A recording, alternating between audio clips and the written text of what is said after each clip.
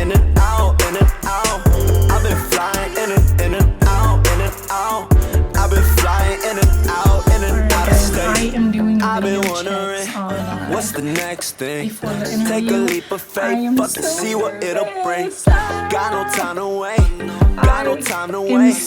All of these delays, but they know I'm on my way. Seems so strange to me. Need a clap, ready at 30,000 feet. Feels like part of me's up and down, in and out. Ask me what it's all about. Touch the ground, walk it out, taking out this in light.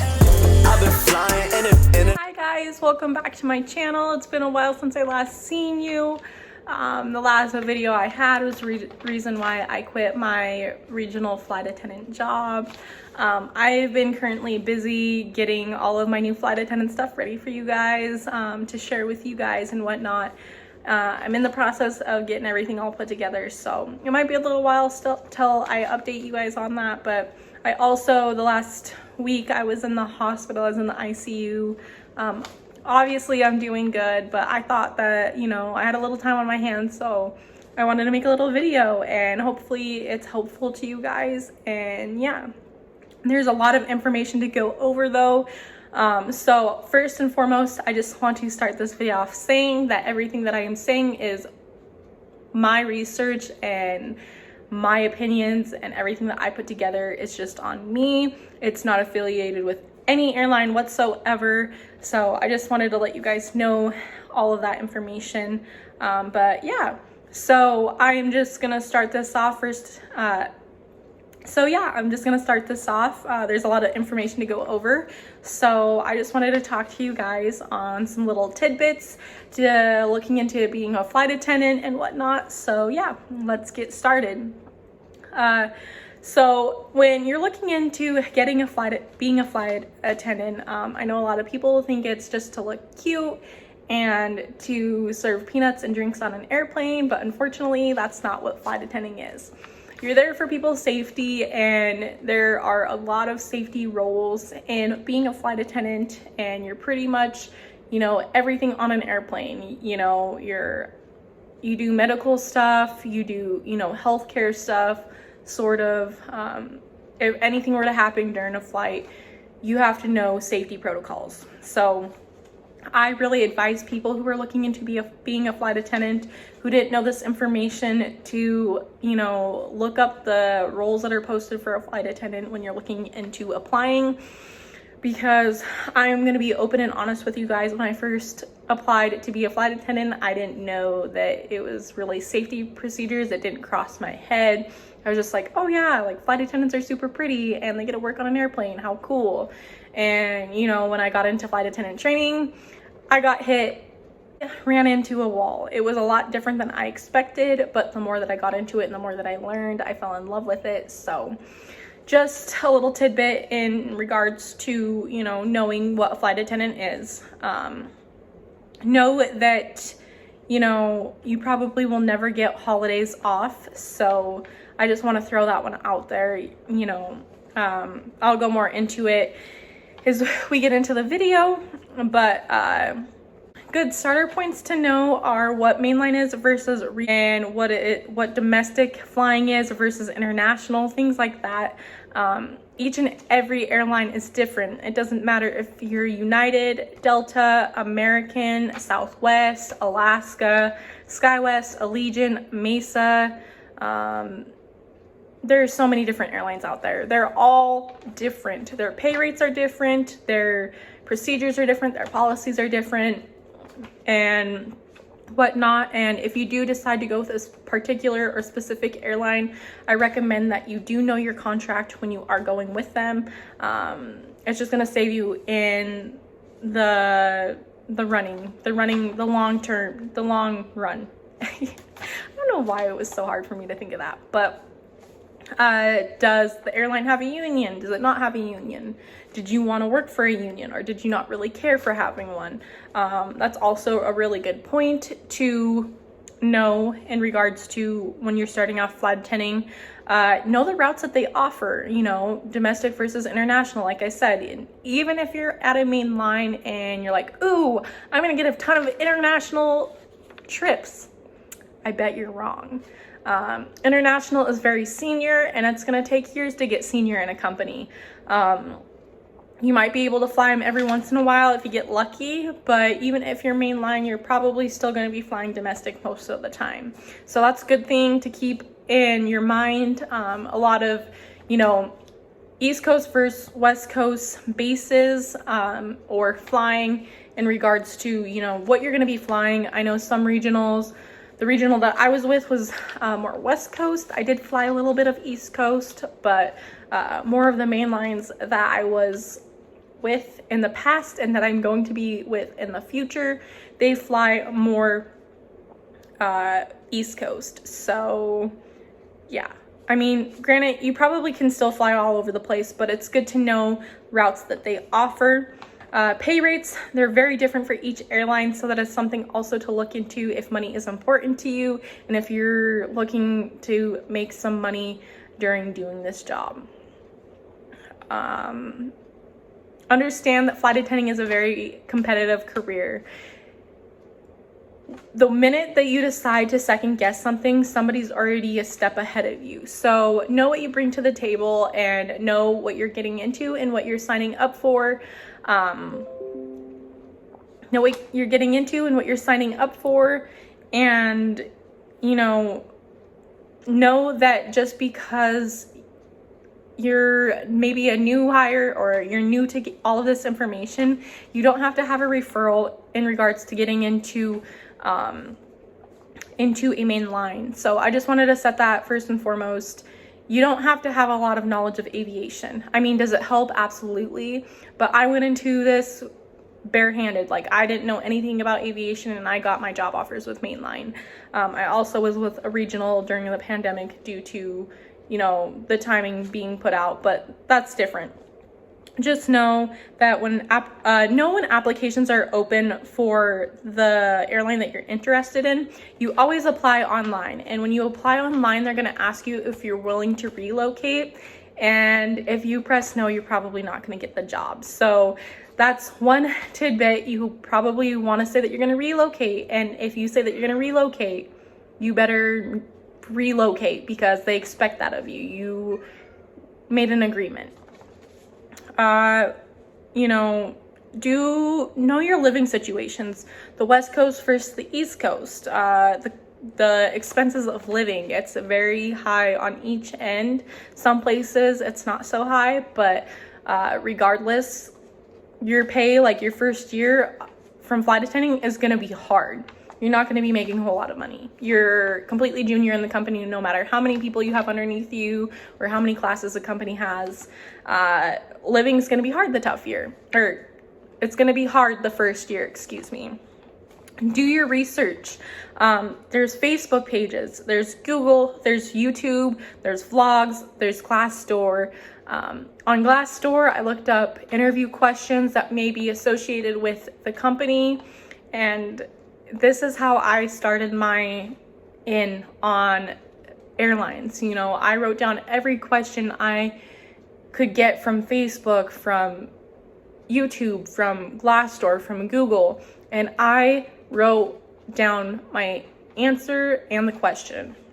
And even if I thought it was a stupid question, I still wrote it down, because chances are, if you think a question's stupid, they're gonna answer it and you're gonna look dumb when you don't know how to answer it. So just a little tidbit, because it probably will happen to you. But yeah, there's a ton of Facebook pages that a lot of people don't know about, that I recommend that you are a part of. You can look up on the little search bar on Facebook, and it could be I know Flight Attendant Career Connection is a huge one. That's where I did a lot of my research, and I got a lot of answers in regarding to where to start and all of the good information that flight attending is. So yeah, understand flight attending is a lifestyle. It's not just a job or a career. Hey.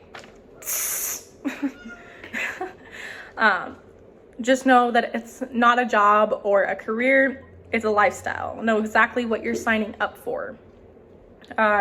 Do all of your research. Like I said, it's very key to getting your in and getting to the beginning of understanding how this job works.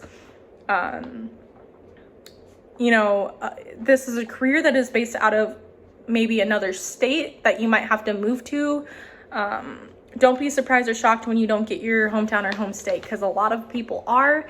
You did press that you're willing to relocate, and so when you have to relocate, don't be surprised, because that's just flight attending for you. Welcome aboard. Know how to present yourself, be professional, wear good clothing, know the type of slacks, the shoes, the dress up shirts, the whole shebang. Know your attire, and know how to be professional, because I think that's another huge thing that a lot of people bypass in this company. A lot of flight attendants are professional, but you do get those low-key ones that just like to stir the pot. And so yeah, resume tactics are a huge one, and this is what a lot of people do wrong. You want to have a clean resume. You don't want anything longer than barely 2 pages. You don't want to have 15 different jobs on there from your whole life. You want a clean resume, and you want a good resume tactic. If you guys need help, let me know and I'll help you. I've helped a ton of people with their resumes and whatnot. This is definitely an overlooked thing, so make sure that you have the right resume and you have the right wording and everything on there, because that's something that can mess up a lot for you. I've never personally gave a cover letter. I've given a cover letter once for a job and I got nothing from them. But I have never used a cover letter for any of my flight attending jobs, and I still got continuous job offers with Mainline. So that's just something to keep in mind. Are they helpful? Maybe. Do you absolutely need them? No. Yeah, so be ready for 16-hour days. That's meaning early mornings and late nights. Be ready to live by your phone, especially if you're on reserve and you're with a company that does reserve, which reserve is basically means that you're on call. I know a lot of companies switch on and off with this. The regional that I was on, you were on reserve right away all the time. And also one of the main lines that I was with, that's how it was. So just know that you will always have to have your phone on you, and you'll always have to have it on ringer, basically. Know what you're getting into and how many people you come in contact with, their morals, their beliefs. Don't be disrespectful. If you think one way and a person thinks a different way, don't disrespect their beliefs. No matter what it's towards, just be respectful. That's a huge part of this job. Be an open, welcoming person. Don't be uptight just because you think a person thinks a different way. Even if they're in training with you, you're only with them for a short amount of time, and you probably will never see them again. So I just ask that you be very respectful, because I went through very bad training instances with people that were racism, and they didn't believe in my beliefs. It just different things, over silly things. It's not okay. So yeah, just don't be respectful or disrespectful, excuse me. Can you do this at any age? You can literally be 82 and still be a flight attendant. Do I recommend that? Absolutely not. But I've had a roommate that was over 60. I know many women in their late 50s that just became a flight attendant. They are living their best life. So you can literally do this job anywhere from being 21 to whatever age, chase your dreams. Yeah. Can you have tattoos or piercings? Most airlines don't allow you to have tattoos. If they do ask you if you have tattoos, my best bet is to tell you that, you do, but they can be covered by company uniform. If you have them on your fingers, your neck, face, I don't recommend you to apply, just because they're probably going to tell you no. And even if you want to put as much makeup on those tattoos, it's still a very exhausting thing that you'd have to do every single day of your career. And putting on makeup over them all the time, I just feel like it's like kind of a waste of money. You're better off getting them surgically removed, or not surgically removed, but you know, the little laser tattoo removal. Piercings, I know they like one, most airlines do one piercing per ear, but some I think are now getting to do 2 per ear, but no septum, no nose, no eyebrow, none of that stuff. It looks tacky, and that's not what the airline industry is about. Sorry. Do you need a college degree to become a flight attendant? Absolutely not. Do a lot of flight attendants have a college degree? Yes, they do. And a lot of people are still pursuing online classes while being a flight attendant. You know, it's good to have a backup plan, but you know, is it required to be a flight attendant? Absolutely not. Do you need to go to school for flight attending? Absolutely not. Do not waste your money, because the airline that you're going to be with will train you. And I think the most training is 6 weeks, and they pay for the hotel and everything for you to be in. However, you might have to pay for your food and stuff throughout the day or the days, but it is what it is. You'll do what you want for this job. But you don't have to go to school or any of that jazz. Can you do this job while you have kids? Absolutely, but I do recommend that you have a good support system, because you are going to be away from home a lot. And if you have a newborn, it's going to be very, very, very hard for you. I would just recommend that you know, have your things a little bit more together than typical, because once you're a flight attendant, you are gone from home a lot, and commuting is a second job, which a lot of people don't tell you. Commuting is frowned upon with mostly, like, I feel like any airline, but it's considered a job. It's tough. You have to do the right timings. You have to know when, and if flights are delayed, and then weather and all of that jazz. Commuting is hard. So when you get a base, I recommend that you move to the base. But regardless, you know, people make do with what they have. But just letting you guys know, commuting is a full-time job itself. Getting into training, I recommend, even interviewing, get rid of your nerves. I know it's easier said than done, but your nerves are going to be your worst enemy. Like, you don't need to have nerves. Like, be confident, be professional, show what you bring to the table, be confident that you know what you bring to the table. Even if you're good in something, or even if you're weak in something, you know, if you're still confident in knowing what you're weak in, you can always improve. Don't set limits for yourself. Don't say, oh, I'll never get on with Mainline. I applied 6 times and they never reached out to me, or I always got a thanks but no thanks. The reason why you got a thanks but no thanks is because you're probably submitting the same thing over and over again, or there's something in your resume or your interviewing tactics that's not lining up with the interviewers or the company or the screening process of your resume. Reach out for help. Don't be afraid to reach out. You can always reach out to me. You can reach out to other people. There is help out there, and it shouldn't take you 6 times to get hired on with a Mainline, and it shouldn't take 20 years. I got hired on with Mainline within my first year of applying, with my dream company within the second time that I applied, and I didn't have anyone help me. And I'm not saying that as like tooting my own horn, but I'm here to help people. Like, I want to be your friend and I want to see you succeed. So it's like, if you need help, reach out.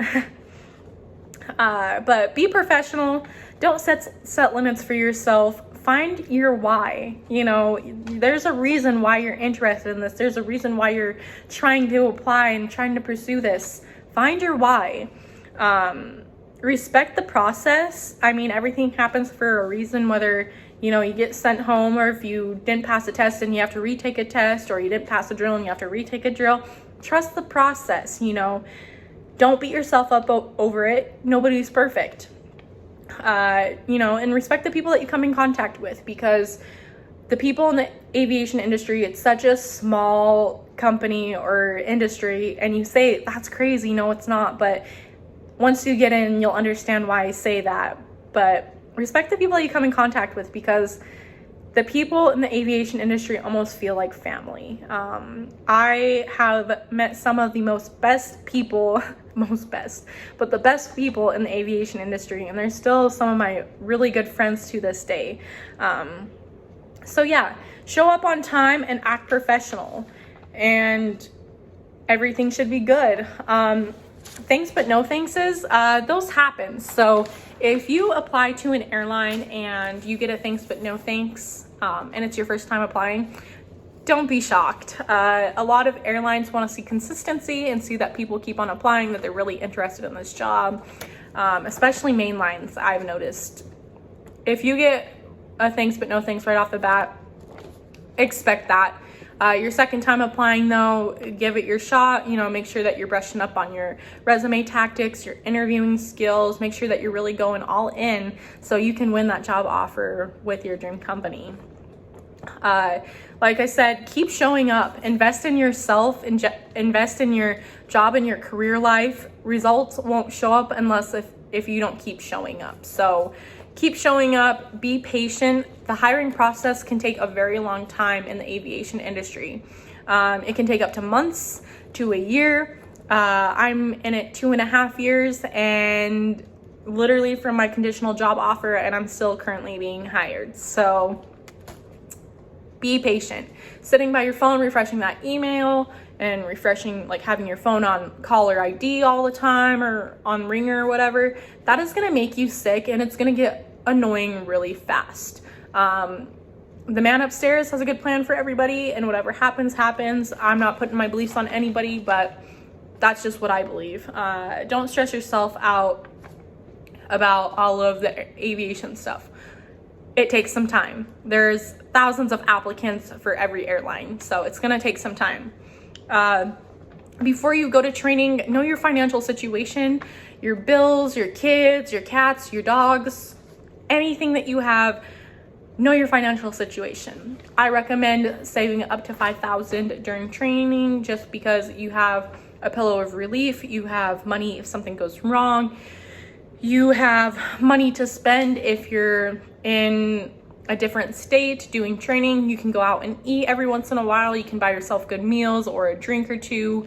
For those celebratory days where they're really stressful, tests or drills or whatnot, make sure that you're secure for your bills and yourself. Do you have to save up to $5,000? No, but I know that multiple flight attendants say anywhere from $2,000 to $10,000. I say $5,000, but yeah. Uber and Lyft are expensive, so when you're in training and when you're just getting into the flight attendant life, you're going to be using Uber and Lyft a lot. They're going to be your best friend, and you're going to be like really upset about it. You're going to be like, this is too expensive. But welcome to flight attendant life. That's just how it is.